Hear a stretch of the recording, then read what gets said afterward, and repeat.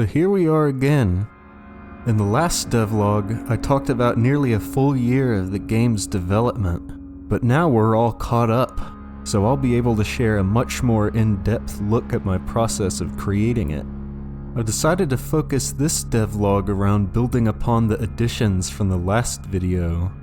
Now, the game has an inventory system, many unfinished weapons, and a way to combine items to make new ones. However, recipes hadn't really been added aside from these two that I made just for testing purposes. In order for forging items at the blacksmith to work as a progression system in the game, this would need to change. I decided to start by finding which of the new weapons I added should have the simplest recipe. The knife seemed like a good candidate, as it's just a metal piece attached to a handle. I decided to add some kind of metal material and ended up going with iron. In order to implement an iron ore item, I created a basic icon, then defined the item in items.json. Next, I edited the crafting recipes provided by the blacksmith. Once I removed the test recipes and added the knife recipe, it was done. Pretty simple. But of course, I had to find a way to make the iron ore material obtainable in the game. It seemed like the best way to do this was adding some kind of destructible rock objects that drop the item when destroyed. I wasn't sure what design to use for the ore deposit rocks. My options were to either use drawn 2D sprites for them, like the blacksmith and his anvil, or to use a 3D model. After some testing, I ended up deciding to go with 2D sprites, thinking that it was the simplest and most consistent with the new art direction than a 3D model would be. In theory, if I use 2D sprites for characters and interactable objects, that should make them easy to tell apart from static objects. I created an ore actor that the player can damage. After 120 or more damage is dealt, the sprite changes to the destroyed variant and it drops an iron ore item. The ore didn't really have any reaction when damaged until it was completely destroyed, so I added a clink sound it plays when hit.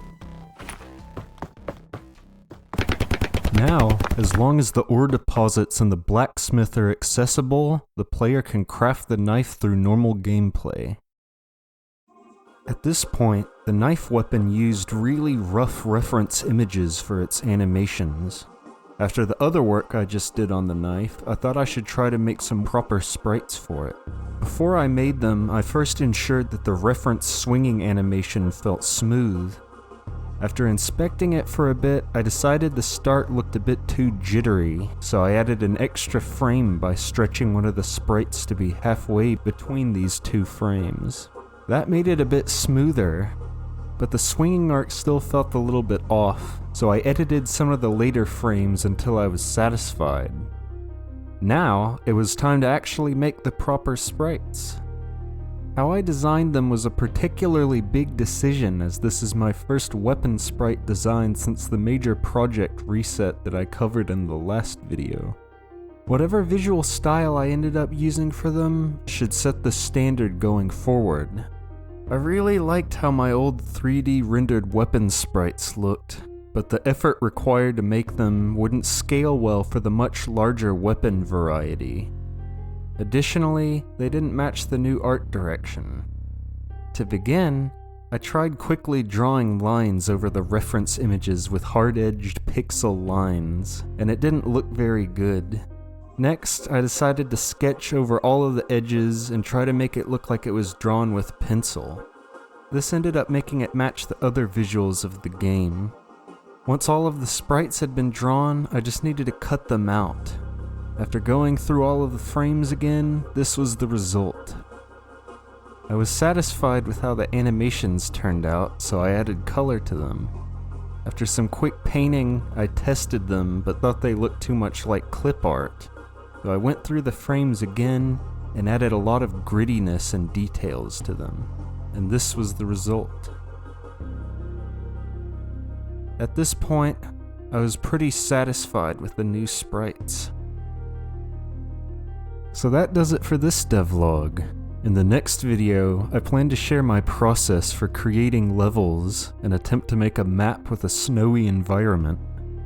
If you have any thoughts, I'd love to hear them. Any feedback is greatly appreciated. If you're interested in the game's development, please consider subscribing so you can stay up to date.